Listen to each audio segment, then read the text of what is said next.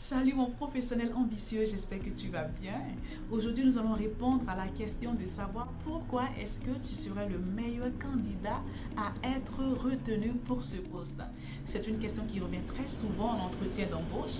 Et dans la vidéo d'aujourd'hui, je vais te laisser quelques stratégies qui te permettront d'adresser la question de la bonne façon. Pour répondre à la question, il faut déjà pouvoir aborder trois aspects. Il y a d'abord le côté émotif.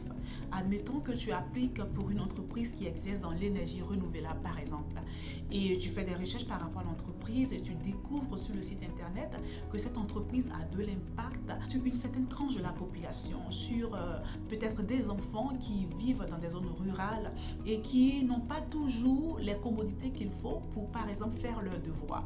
Et tu finis par découvrir sur le site internet que, à cause des activités de cette entreprise, ces enfants aujourd'hui arrivent à faire leurs devoirs, à étudier, non plus sous des lampes traditionnelles, mais avec de l'électricité. Cela te parle, cela vient chercher ton côté émotif et tu veux faire partie d'une vision pareille, tu veux pouvoir contribuer à apporter un tel impact sur la vie de cette tranche de la population. Donc c'est la raison pour laquelle tu es motivé à appliquer pour le poste, parce que tu veux pouvoir contribuer à impacter la vie de ces personnes-là. Et pour toi, c'est une cause noble. C'est ce qu'il faut pouvoir premièrement véhiculer lorsque la question t'est posée. Et en deuxième lieu, il faut pouvoir parler des valeurs de l'entreprise, parce que toute personne serait confortable à travailler dans un environnement où les valeurs s'apparentent aux siens, où les valeurs sont partagées.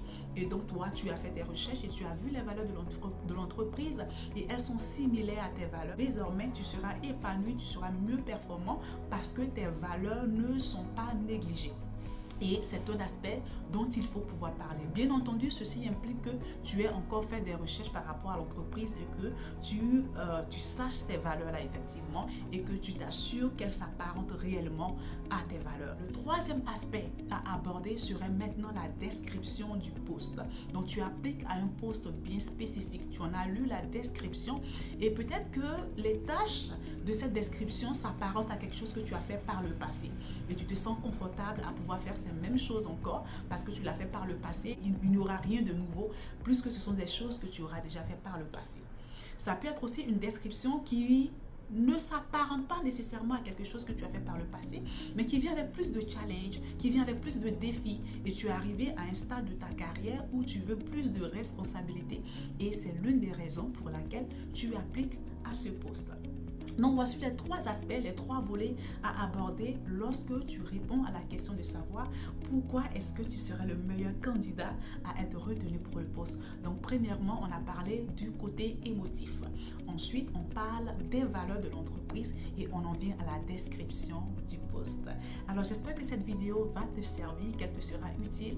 N'hésite pas à partager. Si tu as des questions, n'hésite pas à les mettre en commentaire. J'ai présentement mon programme CV Irrésistible, qui est un programme de coaching et d'accompagnement qui est en promotion. Si tu es intéressé, n'hésite pas à me contacter en inbox et puis on pourra en parler davantage. Une excellente semaine et d'ici là, je te souhaite plein de succès. J'étais à cheval entre deux boulots qui me voulaient et tout. Il fallait que je discute mon salaire, chose que j'avais vraiment jamais fait auparavant. J'avais vraiment jamais discuté mon salaire. Moi, je me dis, bah, s'ils ont mis ce prix-là, s'ils ont mis cette somme-là pour le travail, c'est que c'est ça. Là, je me rends compte maintenant que non, c'est comme une fente qu'ils ouvrent et puis tu peux aller au-delà. Et là, si j'avais pas parlé avec toi, si j'avais pas eu cet entretien d'une heure là, je ne l'aurais jamais su. Ou bien même peut-être que j'allais avoir, même si je le savais, j'allais avoir peur d'exposer ça. Donc, vraiment, cette entrevue d'une heure là m'a vraiment donné du tonus, beaucoup de courage que j'avais, mais je savais pas comment le faire sortir. Et il a fallu que je parle avec toi pour pouvoir exploiter cela. Et j'étais très confiante quand je partais pour les entrevues et tout ça. Et puis à la fin de l'entrevue, même déjà, je savais déjà que c'était dans la boîte, quoi.